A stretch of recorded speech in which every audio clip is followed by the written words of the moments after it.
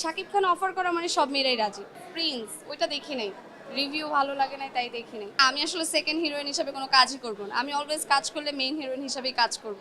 ভক্ত বুঝি না, ওনার অনেক মুভি দেখা হয়েছে এর আগে, সুপারস্টারের মুভি, সো এটা তো দেখা উচিত যেহেতু রিলিজ হয়েছে, এটা দিয়ে শুরু করলাম। হ্যাঁ, বাকি সিনেমা বলতে বিদ্যা সিনেমার একটা মুভি আসছে, ওইটা হ্যাঁ মালিক, ওইটা দেখার ইচ্ছা আছে।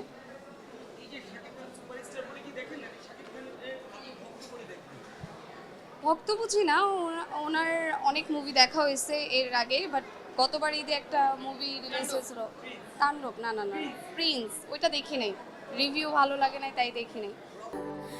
স্যান্ডেলিনা সো রূপচর্চায় আভিজাত্য।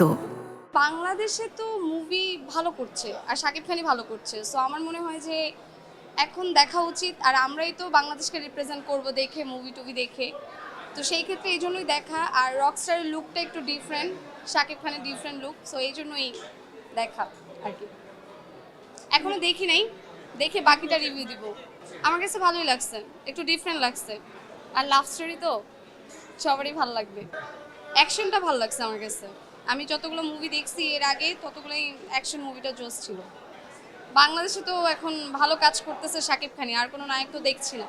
আমি শাকিব খানের যে বেসিক্যালি ভক্ত এরকম না বিষয়টা, মানে মনে হচ্ছে যে ভালো কাজ করছে, সো এই জন্য ওইটাই দিলাম, মানে অনেস্ট রিভিউ দিলাম। না হ্যাঁ, রাজি হব না কেন, অবশ্যই রাজি হব।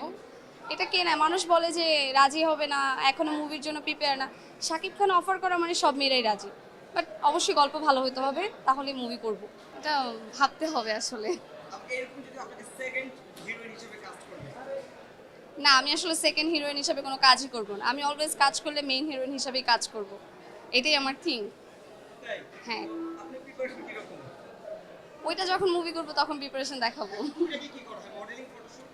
হ্যাঁ, কাজ করা হচ্ছে টুকটাক, প্রমোশনে কাজ করা হচ্ছে, নিজের বিজনেস আছে, বিজনেস করছি, এই তো।